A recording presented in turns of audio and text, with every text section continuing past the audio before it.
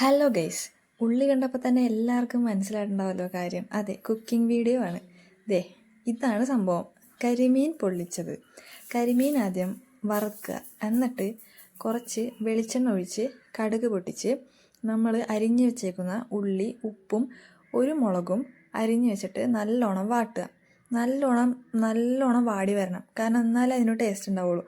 വാടി വരുമ്പോഴേക്കും സൈഡിലിരിക്കട്ടെ നമ്മുടെ കരിമീൻ വറുത്ത് മാറ്റുക.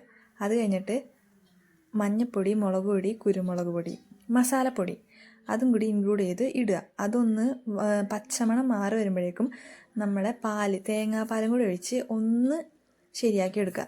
ഇതാണ് നമ്മുടെ മെയിൻ സ്റ്റെപ്പ്. വാഴയില നല്ലോണം വാട്ടിയെടുക്കുക. എന്നിട്ട് വേപ്പില, തക്കാളി ഇതൊക്കെ ഇതേപോലെ വെച്ചിട്ട് നമ്മുടെ മസാല അങ്ങോട്ട് തേച്ച് വെക്കുക.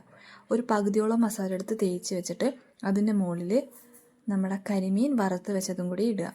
എന്നിട്ട് വീണ്ടും മസാല ഫുള്ള് കരിമീനെ ഫുള്ളെടുത്ത് പൊതിഞ്ഞോ. എന്നിട്ട് വീണ്ടും തക്കാളി, വേപ്പില, താഴെ വെച്ച സ്റ്റെപ്പ് റിപ്പീറ്റ്. അത് കഴിഞ്ഞിട്ട് നമ്മുടെ വാഴയില നല്ലോണം പൊതിഞ്ഞ് വാഴയില നാര് വെച്ചങ്ങോട്ട് കെട്ടിക്കഴിഞ്ഞിട്ട് നമ്മൾ ആ പാനിൽ തന്നെ എണ്ണ ഒഴിച്ചിട്ട് അതൊന്ന് വറുത്തങ്ങോട്ട് എടുക്കുക. അത്യാവശ്യം നല്ലോണം തിരിച്ചു മറിച്ചിട്ട് വറുത്തെടുത്ത് കഴിയുമ്പോൾ ഇതുപോലെ ഇരിക്കും. അത് കഴിഞ്ഞ് നമുക്കത് കട്ട് ചെയ്ത് തുറന്ന് കഴിയുമ്പോണ്ടല്ല നല്ലൊരു സ്മെല്ല് അങ്ങോട്ട് വരും. ആ വാഴലയുടെയും കരിമീൻ്റെയും മസാലയുടെയൊക്കെ എന്ത് ടേസ്റ്റാണെന്നറിയോ. നിങ്ങളെല്ലാവരും ഒന്ന് ട്രൈ ചെയ്ത് നോക്കണം, നല്ലതായിരിക്കും. നല്ല ടേസ്റ്റുള്ളൊരു സംഭവമാണ്.